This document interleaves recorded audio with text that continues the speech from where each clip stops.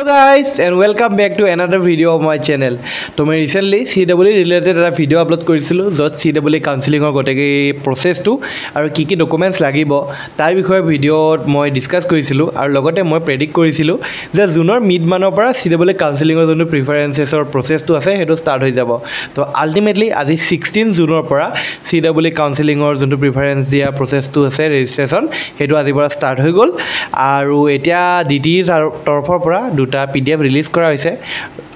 কি কি ডকুমেন্টস লাগিব এন্ড CWE process to কেনেকৈ হ'ব কাউন্সেলিংৰ লগতে কোনখন কলেজত কিমানটা সিট আছে গটেখিনি ডেসক্ৰাইব কৰি কিনে দুটা PDF ৰিলিজ কৰা হৈছে তো সেই PDF দুটাত কি কি ডিটেইলছ আছে আমি গটেখিনি এতিয়া ডিসকাস কৰিবলৈ গৈ গৈছো তো ভিডিওটো সম্পূৰ্ণকৈ চাব শেষলৈকে আৰু লাইক কমেন্ট আৰু সাবস্ক্ৰাইব কৰিব ভিডিওটো তো বলক ভিডিওটো স্টাৰ্ট কৰো So 2025 for CWE জুনটো কাউন্সেলিং প্ৰসেস হয় তাৰ কাৰণে ডিটি তৰফৰ পৰা আজলৈকে এটা ফৰ্মেল এপ্লিকেশন এটা গৈছে সো ইয়াতে কোৱা হৈছে যে counselling guidelines for 2025 for admission in 4 years of bachelors of technology courses in government engineering colleges of Assam through CWE 2025 তো ইয়াতে প্ৰথমতে ষ্টেট গভৰ্ণমেণ্ট কলেজখিনি CWE থ্ৰু দি আমি পাম তাৰ নাম কেটা মেনশন কৰা হৈছে সো ফাৰ্স্ট আছে AEC Assam engineering college second Jorhat engineering college Jorhat institute of science and technology Bineswar Brahma engineering college Barak valley engineering college Kolaghat engineering college and Dhemaji engineering college ইয়াতে আপোনালোকে সিট ষ্ট্ৰাকচাৰটো দেখিবলৈ পাইছে প্ৰত্যেকখন কলেজৰ AEC ডিফাৰেন্ট ব্ৰাঞ্চ বিলাকত কিমানটা সিটস আছে আৰু টোটাল কিমান সিটস হয় গটেখিনি ইয়াতে মেনশন কৰিছে same as for Jorhat engineering college then GIST then BBEC PVEC Golaghat Engineering College and Dhemaji Engineering College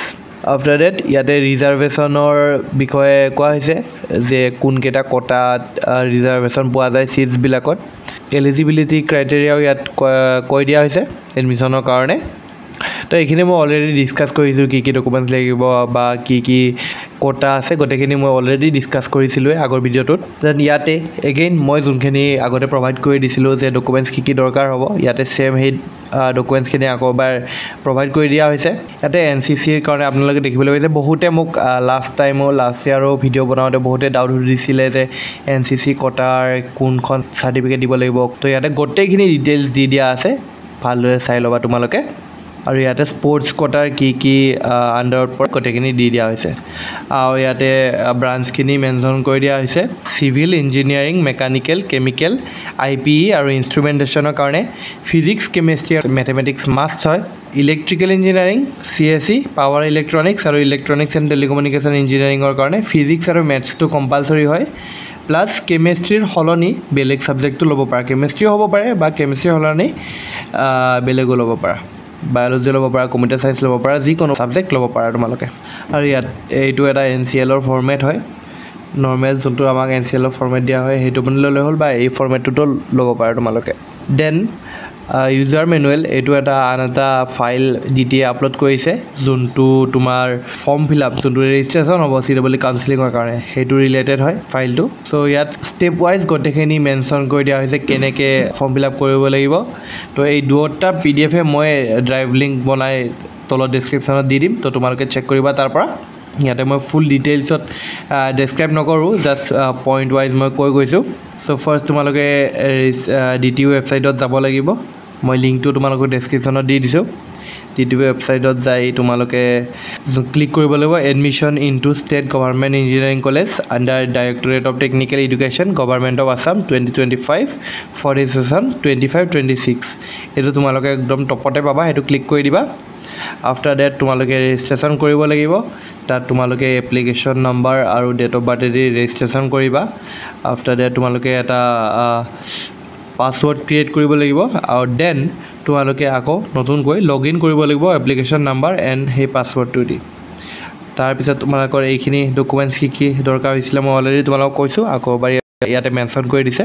গটেখিনি ready ৰাখিবা ফৰ্ম ফিলআপ কৰাৰ আগতে তোমালোকে দেন তোমালোকৰ লগইন কৰিব লাগিব লগইন কৰি কিনে তাতে কমপ্লিট প্ৰফাইল বুলি আহিব কমপ্লিট প্ৰফাইলত ক্লিক কৰিবা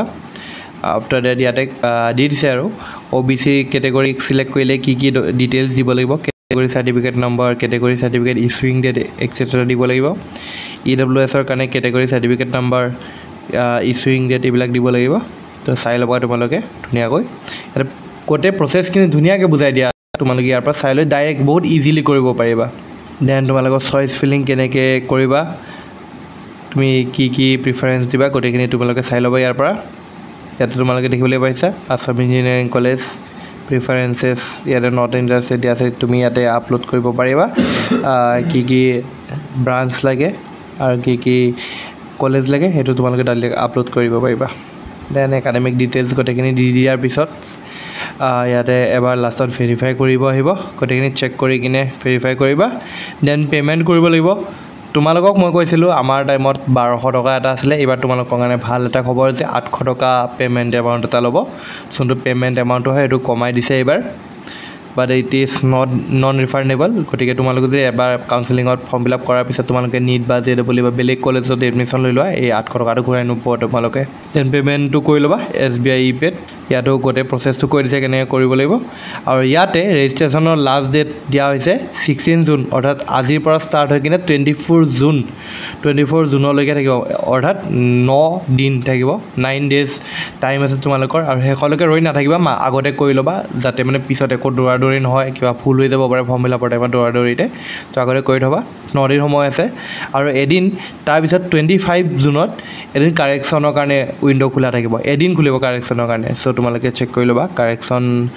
সম্ভৱতঃ তোমালোকে যদি ভালকৈ কৰি লোৱা কাৰেকশ্যনলৈ যাবলৈ নালাগে ভালদৰে চেক কৰি ল'বা গোটেইখিনি আৰু এইখিনিয়ে আছিলে আমাৰ যোন ন'টিফিকেশ্যন দৌৰাদৌৰি নকৰিবা একো ভালকৈ কৰি ল'বা আৰু all the best for your future journey and লগ পাম সকলোকে ধন্যবাদ